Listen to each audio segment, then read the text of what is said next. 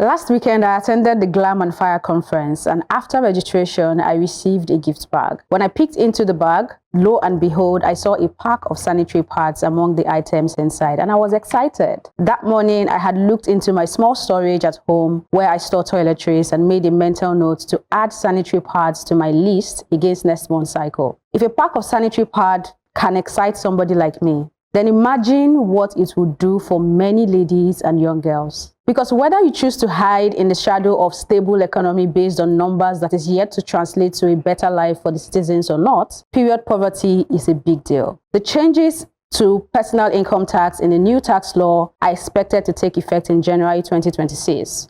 So let me paint a small picture. Let's focus on the individuals who are supposedly exempted, those who earn 800,000 a year. This means the best of this set of people earn about 66,000 naira a month. The women in this group will spend 5% of their monthly salary on sanitary needs. Sanitary pads should be free, not cheap, not subsidized, free.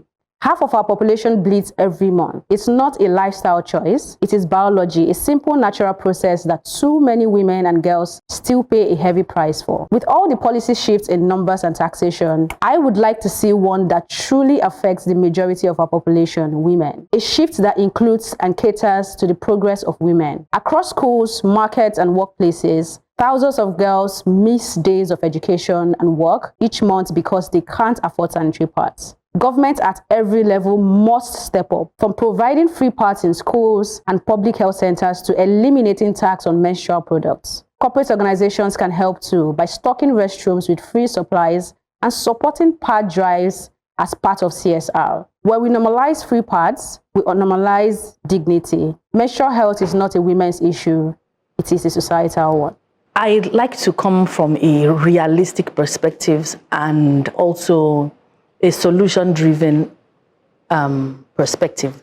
And when we look at Nigeria, for example, and we prioritize the needs of the people. Now, if you go to the villages, for example, you don't even have to go to the village. You go to some places in Lagos and you ask them what matters most. Choose A or B, sanitary pad or food. They will choose food because even if the person is bleeding or as you put it, they will still choose food because survival is always key for people. So I would suggest that, because I know that the government won't do it, that's at least not yet. They will not do it. Yeah. That's not. I think they're starting gradually. But so we've seen advocacy like this that can yes, I'm not shooting the advocacy. Yeah. I'm saying it is good. Yeah. However, I'm saying something that is sustainable and easily that we can implement immediately might be things that they are reusable. So we have reusable towels that women can use. We have usable cups that women can use. We have organizations, schools, corporate organizations that can actually, those ones will be the ones that can provide those sanitary pads are expensive. That's why I'm having this conversation. Sanitary pads are expensive. So that's why I'm saying that, will they really do it? Will the government really do it? But I'm sure that they can get renewable, something that is sustainable, and they can continue to use, because it will still function. There are many women that use it, and it doesn't mean that they're unhygienic or not. It's not any less. It still takes care of their needs. So maybe if we start from that approach and give them, this, you have, I don't know how many they will need in a week or in a month. Just give them so that they can keep reusing it. Mm-hmm. But if we want them to be providing for them, like you pack them, there are schools that don't have water.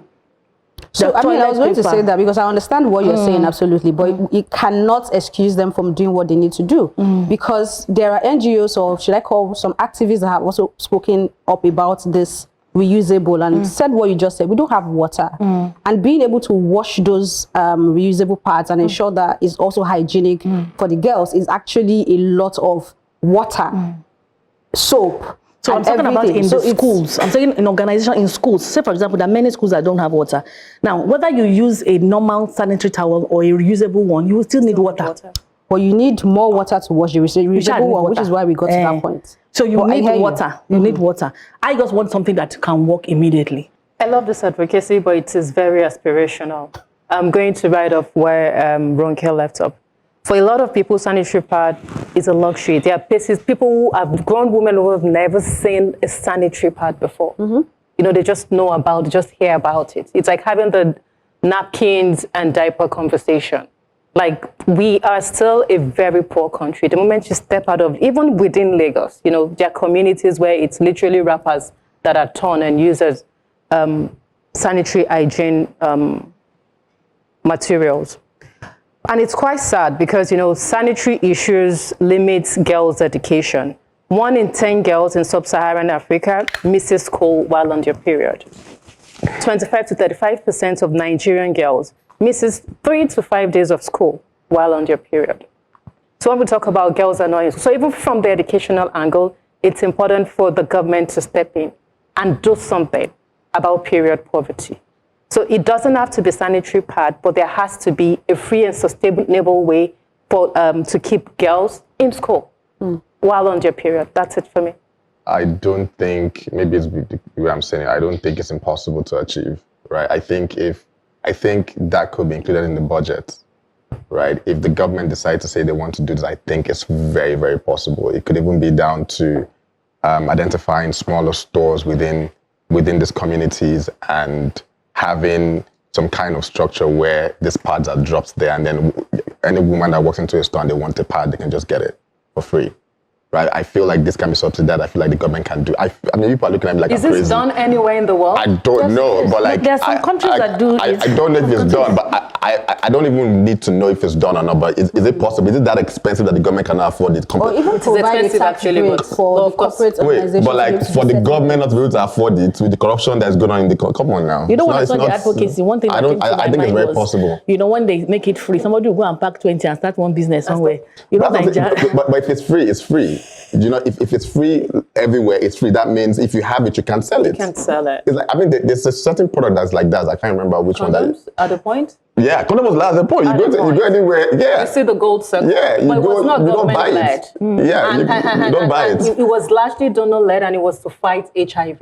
Exactly. In the early days of HIV. So we can apply the same model on pads. And that is because HIV is a problem that affects both gender. It is not a woman-focused issue. So yes. I feel if that's possible, I feel like they should do the same thing for sanitary pads. That's my take. Thank you. All right. So Funke Treasurer has raised the issue so many times, and I'm glad that you're also raising the issue. We've talked about it many times, and maybe the reason why we keep repeating it is because we keep talking about it, but nothing is done.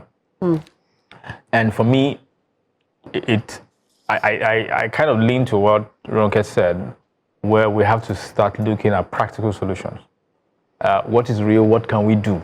You know, within the space here, and what can we push as well in terms of advocacy to government? So it's not just a case of saying, okay, government should do this, government should do that. Okay, so do we actually have legislative initiatives, policies that we're placing on the table, that we're saying bills should be sponsored and things like that?